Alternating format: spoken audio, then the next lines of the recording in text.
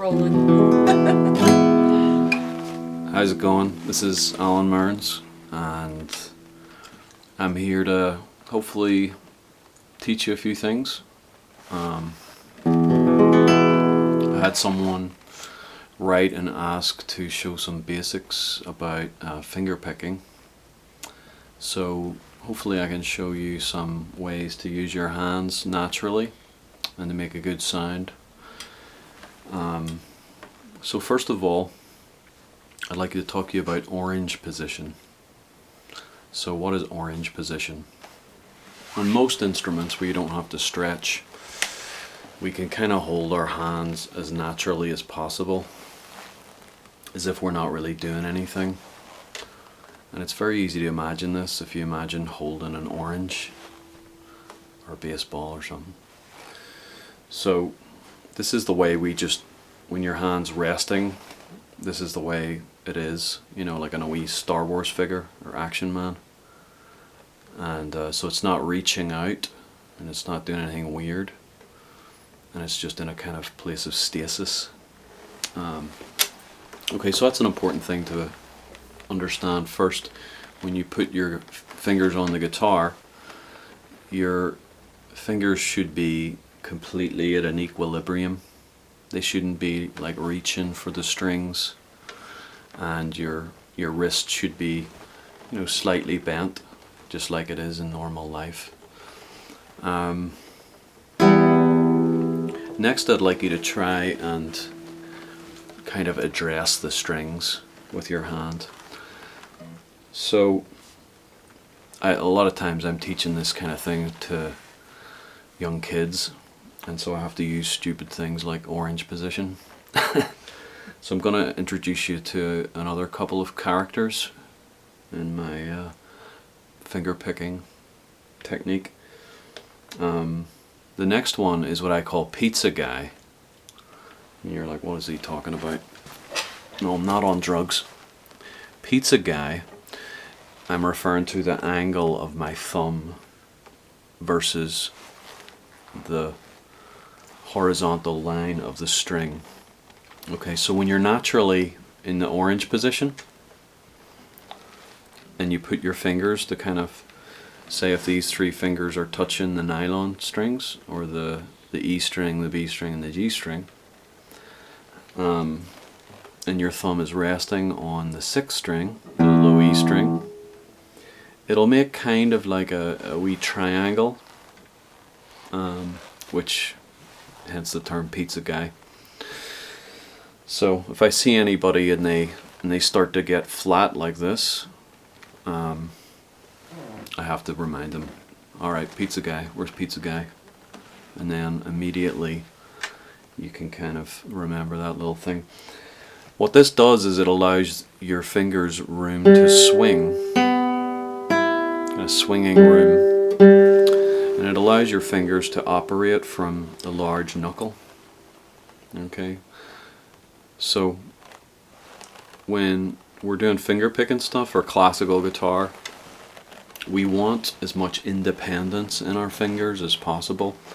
That means that we want them to move and we don't want the other fingers to move unnecessarily.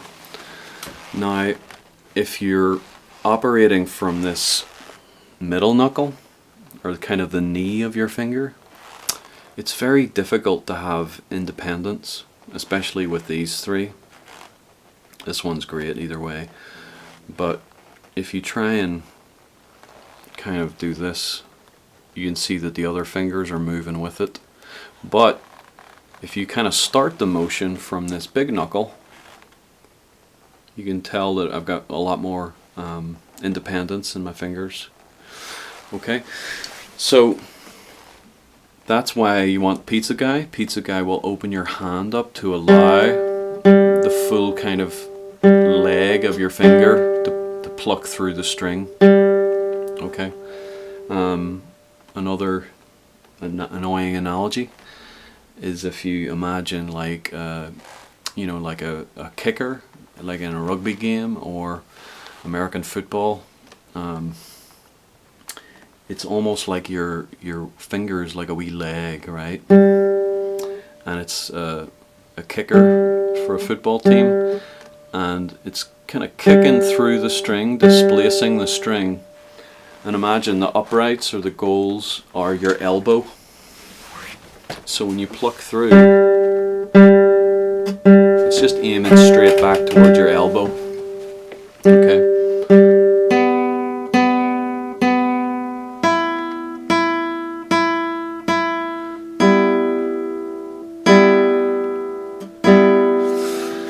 So we want to kind of get there, and there's other reasons to begin your movements from this large knuckle. It's going to have like more power and just a better sound overall. And also what happens, kind of magical, when you pluck and then release it and let go, your finger basically comes back to the spot by itself to where it can pluck again. And this is very important because we don't want to use our reachy muscles, your extensors, if you don't have to. So we don't want to have to reach and then pluck, because what will happen, you'll get this kind of tug of war between the weaker extensor muscles and then the strong flexors, and that's how people end up getting like tendonitis and various, you know, guitar related injuries. It's very dangerous playing the guitar. So orange position, and then address the guitar.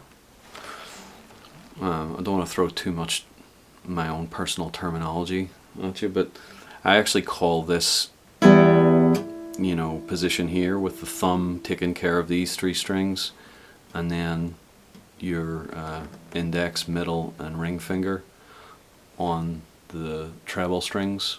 I call this core position because it is just at the center of basically all classical technique, which is probably the best way to learn fingerstyle. Now some of you might be saying, Alan, I use a thumb pick or whatever, and that's going to make your thumb a bit more flat because you want to maybe do some picking as well, and that's fine. There's lots of different ways to finger pick. I'm just kind of basically showing you what I do and how to maybe avoid injury, and also to make a good sound. It's a bit more important with classical guitar in terms of the sound,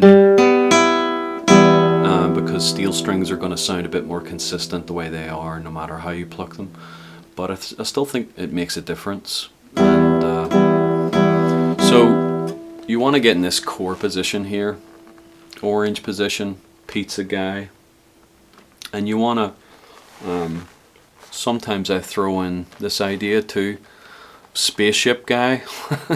It's getting a bit out of hand, to where the knuckle is kind of hovering over the place, the big knuckle is kind of hovering over the place where it's plucking. So you can see that my large knuckle here of my eye finger, index finger, is kind of hovering over the third string, right? So you're not reaching out for the strings and then having to pluck and then reach out again. Once you pluck, you empty. Okay? So let's try a wee exercise with that and see if we can build some kind of consistency. Okay? So let's try and do this in 3 steps. Okay? First of all, we'll just touch the strings. Okay? And we'll try and do all 4 notes. If you can't, we'll just do one at a time, you know, and that's fine too. But try and pluck it all, because it makes like a nice E minor chord without any hands here. Don't worry, in a month or 2 we'll introduce the left hand. So let's try it. Touch, pluck, empty. Okay? So touch, pluck, empty. Touch, pluck, empty. Touch, pluck, empty. Okay?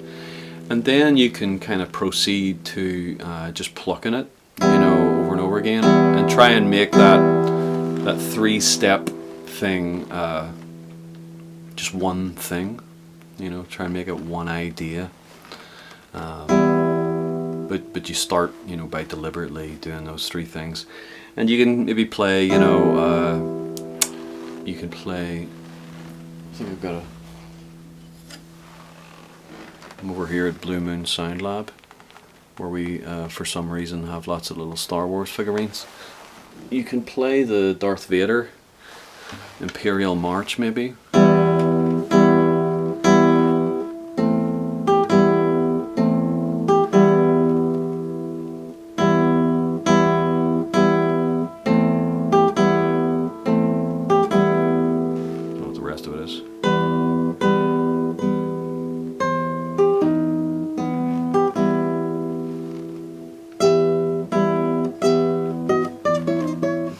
Anyway, it's ridiculous.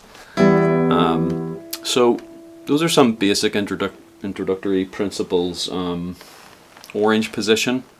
Have your hand be as it is, be natural, like you're not doing anything. You're not reaching and you're not contracting your fingers, but it's just in this place of stasis and a place of kind of athletic potential. Okay, so that's the orange position. Then the other one to remember is pizza guy, which refers to the kind of acute triangle that is formed between the string and your thumb. So you don't want to be flat like that. We don't want Kit Kat guy. Try and avoid. We're going to drive Kit Kat guy out of town. Tori, he's not welcome here. We want to get orange guy in here. And pizza guy, he's awesome. Pizza's great. It's good for you too. Then you want to kind of get your fingers in a place where they don't have to reach forward for the strings. You just pluck and you empty. Pluck, empty.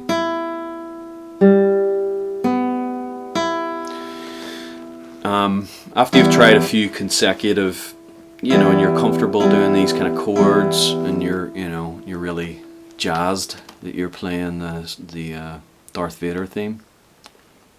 This it's actually the Darth Vader signature model guitar from Yamaha.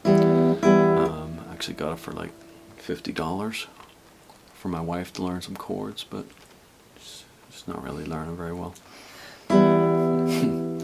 So you can also kind of work on maybe that, like there's a Metallica song, I think, that starts like this, you know, and you can kind of play this little 1, 2, 3, 1, 2, 3, you know, like a little waltz kind of 3/4 time thing. So you can pluck them sequentially. And it's like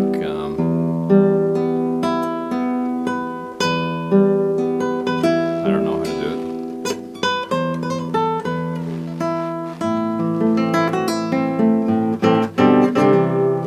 it.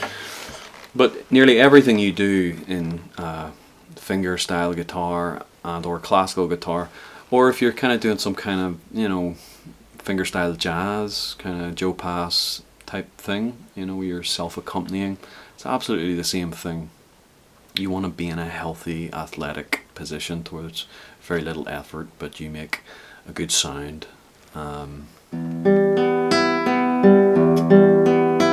And so you can do both of these things without even putting your fingers down with the left hand. And like anything, these kind of fundamental things are so important, and this is something I'll keep on saying over and over again, is it's like you have to get these basic things right and easy feeling, and then you can kind of almost do anything. But if the foundation's not there, you're always going to run into the same problems. So just take your time with it. You know, you can watch like a movie even, and do these wee exercises: touch, pluck, empty. Don't watch a movie and with another person and do this, or you might get murdered. So always try not to get murdered. That's a rule to live by. All right, see you later. Also, write in on the comments if there's anything you're curious about that I can help you with. I'll be trying to do these wee videos during this pandemic time to help with a lot of different things, songwriting ideas, some technique stuff, some classical guitar. I'll talk about lyrics too, and poetry, and then that kind of middle ground where music and poetry meet, which is songwriting. I might even talk about singing a wee bit, or different, any ideas that you struggle with or that I might be able to answer.